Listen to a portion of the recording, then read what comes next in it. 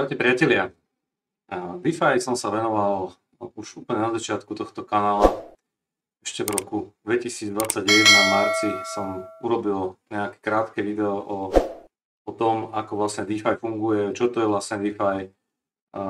Tú prvú polovicu si kľudne pozrite, tá je asi zaujímavá pre tých, čo nevedia, čo je DeFi.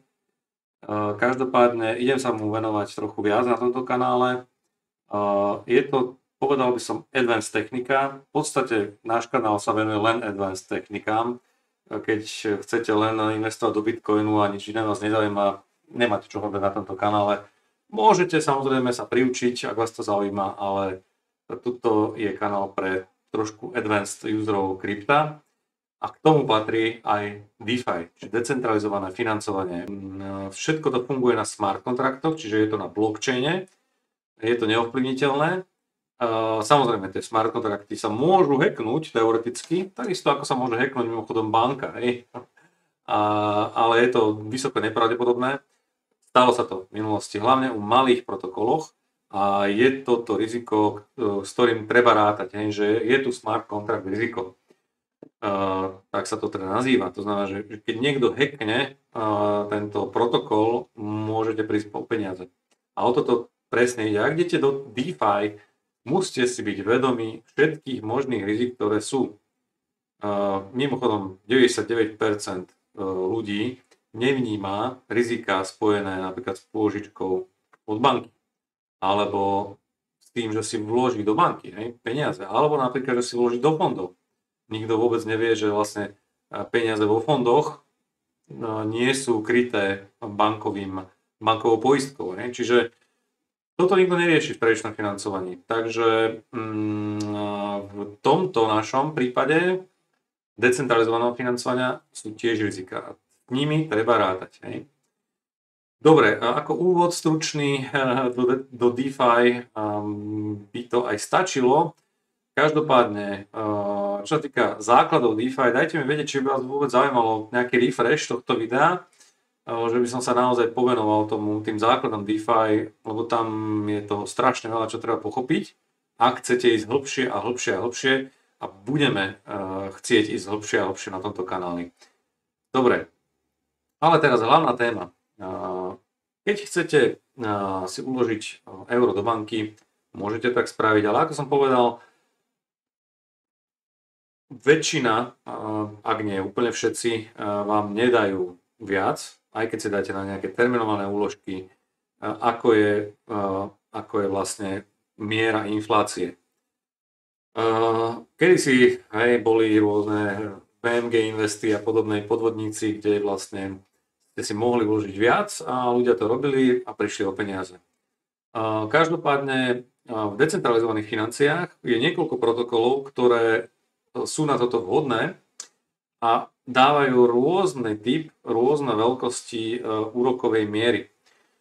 A hneď tu narážame na dve veci. Jedno je APY a druhé je APR. Budete vidieť tie percentá. Jaký je rozdiel? APR je vlastne naozaj percento, ktoré zarobíte len tou úložkou bez tzv. Compoundingu.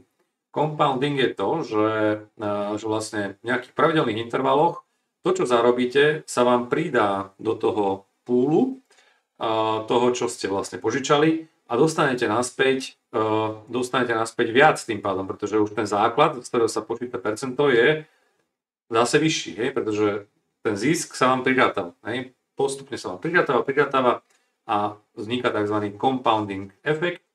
No a to je vlastne APY, hej, čiže to ráta s tým compoundingom. No, ale máme tu nejaký protokol XtraFi, ktorý funguje buď na sieti Base alebo Optimism a poskytuje úložky v rôznych kryptách, a teraz hovorím o stablecoinoch, vo desiatkách percent.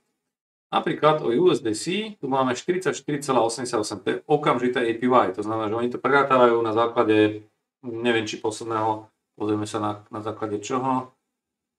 No, nepíšu, ale je to na základe, predpokladám, posledného 24 hodín. Hej. Keď si chcete pozrieť výkonnosť toho APY, tak tuto máte také, že data, kliknete na to a vidíte tu ako kolíše, hej? Ako kolíše to percento. 30-dňová výkonnosť je 41% USDC. USDC, kto nevie, nie je stablecoin ako stablecoin. USDC je stablecoin backovaný Coinbaseom, čiže to je naozaj obrovský stablecoin, jeden z najväčších, ak nie vôbec najväčší. Myslím, že najväčší je Tether. Ale USDC je taký, povedal by som, najinštitucionalizovanejší stablecoin. Čiže 30-dňové APY bolo 41%, 14-dňové 36,65%. Teraz, akým spôsobom vlastne vzniká takto vysoké percento? V XtraFi si môžete samozrejme investovať do týchto poolov a vidíte, že tu sú tie percenta obrovské, ale pozor na to, používajú leverage, to znamená páku. No a na tú páku si niekto musí požičať. No a keďže si musí požičať, tak vlastne na to sú tie tu lendingy. My im poskytneme tie peniaze. Poskytneme im peniaze na to, aby si požičali a riskovali na tých púloch, na páke. Hej. Čiže toto je relatívne bezpečné, lebo samozrejme je to zabezpečené.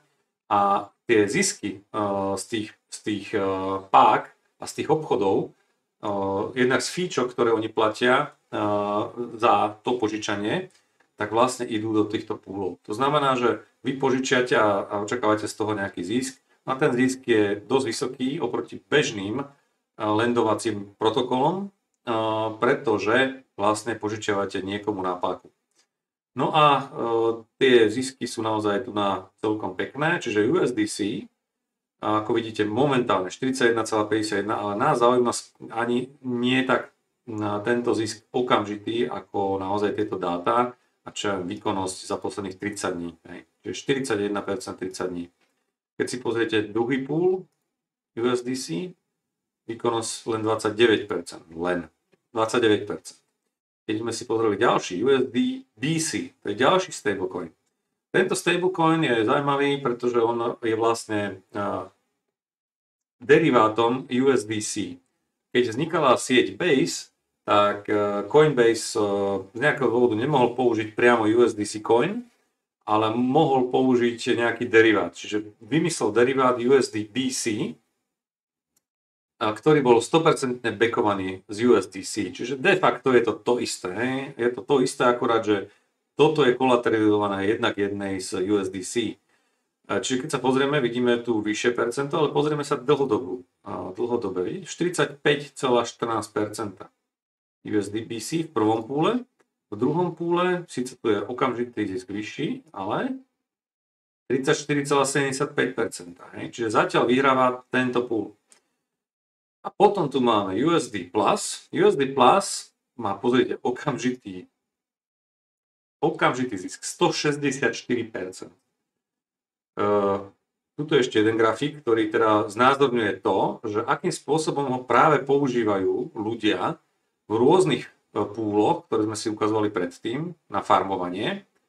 A teda ako veľa ho vlastne používajú, lebo čím viac ho používajú na páku, tým viac vlastne my získame, pretože vlastne z tých fíčok, z ich pôžičok, tým my vlastne získavame tie percentá. USD Plus je, inak ešte o ňom si povieme viac. No ale pozrieme si výkonnosť dlhodobú. Za 30 dní 109,54%. Výkonnosť 30-dňová tohto stablecoinu. Čiže nemáte tam žiadne riziko impermanent lossu. To znamená, o tom si tiež povieme niekedy. Pri zadávaní do poolov môžete teda strácať vlastne buď na jednom alebo na druhom coine, väčšinou na obidvoch dokonca, kvôli tomu, že tam je impermanent loss. Tu na to nevadí. Hej? Pri takomto percente uložiť si len čistý dolár, to je veľmi lákavé. Hej? No ešte jedna vec, USD Plus, o čom to vlastne je? USD Plus je produktom firmy Overnight Finance. Overnight Finance vlastne, ako už nasvedčuje ten názov Overnight, čiže je to chceme prenocovať tie peniaze. A keď chceme prenocovať peniaze, chceme za to niečo dostať. Máme nejaké peniaze, máme ich veľa, ale máme ich krátko. tak čo spravíme? Tak Overnight Finance niečo takéto ponúka. Máme tu, funguje na niekoľkých sieťach Optimism, Arbitrum, zCasing, Lina, Pace, BSC, Polygon a Blast. Na Blaste mimochodom, ak niekto farmí Blast, tak je možné mintovať USD+. A hneď si pozrieme, čo vlastne tým je myslené. Ak sme teraz na sieti Pace, tak vlastne môžeme ho mintovať z USDBC, čiže ak máme USDBC, čo je vlastne USDC, tak si môžeme vymintovať USD+.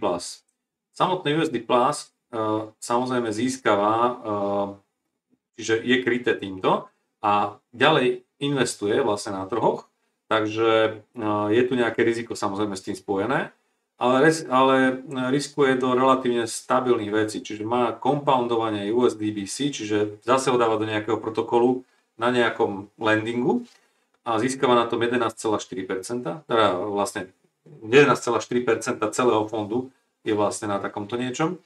Potom na Aerodrome vlastne poskytuje zase likviditu v púloch USDC v ETH a USDC v ETH takisto, ale sú v protiklade. Hej? To znamená, že vidíte, že sú jedna k jednej a jeden je na shorty, tento červený na shorty, tento zelený je na longy. To znamená, že vzájomne sa vlastne sú neutrálne. Hej?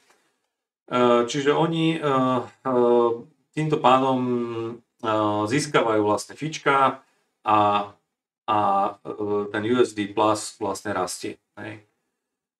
Čiže len držaním USD Pluska by ste mali získavať nejaké APY. Oni tu teraz dávajú average APY je 27,27%, čo je veľmi zaujímavé. Každopádne je to malý projekt, je to ale veľmi prudko rastie. Hej. Čiže total value locked rastie dosť prudko, keď si dáme toto jeden week, dajme si 6 mesiacov, pozrite sa, ako rastie USD Plus, pardon. Čiže je to zatiaľ malý protokol, 48 miliónov, hej, zatiaľ má, ale už teraz má veľký rast. Čiže USD Plus, 164% aktuálny úrok. Velice je to lákavé na to, aby ste si uložili nejaké zisky, ktoré máte z nejakých, povedzme, airdropov, alebo napríklad z poolingu, ako to možno robím ja, že jednoducho máte z poolu nejaké zisky a postupne ich dávam do týchto poolov, rozdeľujem ich, hej, aby som to riziko nejako rozložil do USD+, do USD BC a do USDC. Hej. Čiže z týchto poolov samozrejme jednoznačne vychádza USD BC, tento prvý pool, a USD+. Čiže teraz sa poďme pozrieť, akým spôsobom by sme do nich mohli investovať. Je tu také tlačítko, že depozit. Kliknete depozit. Samozrejme sme na sieti Blast, čiže musíte tam mať prostriedky a môžete dať, vlastne tu som klikol 100%, tu mám tak pokusne nejaké USDBC. Approveneme USDBC. Používam Review Wallet, opäť linka na Review Wallet je nižšie, tiež môže teda dávať airdrop aj táto peňaženka, do budúcna sa to predpokladá. No a potom depozit. Takto uložíte vlastne do XtraFi tieto USD coiny, USD BC coiny. Takto. Tak a do USD Plus zase depozit 100%, približne rovnakú sumu. Potom si to niekedy vyhodnotíme, že akým spôsobom mala výkonnosť naozaj tieto dva púliky. Confirm. Takže poslednou vecou, čo môžete spraviť, je pozrieť sa hore na My Positions a vidíme tu dve úložky 40,6% a aktuálne APY 142%. Je neuveriteľné. Ešte jedna vec, ak nemáte teda prostriedky na sieti Base, použite jeden z protokolov na bridžovanie, ktorý má budovací systém, konkrétne dBridge. Linka je pod videom, samozrejme získavate za to body do prípadného airdropu dBridge protokolu. Je to ďalší airdrop, do ktorého sa môžete získať. Čo sa týka sietí, je tu možné vybrať si Ethereum, BNB Chain, Polygon, Arbitrum, Avalanche, Solana Lina, Optimism, Base a Neon. Neon je tiež na Solane, mimochodom je to EVM solanovské. Čiže z týchto sietí môžete vlastne prenášať na sieť Base.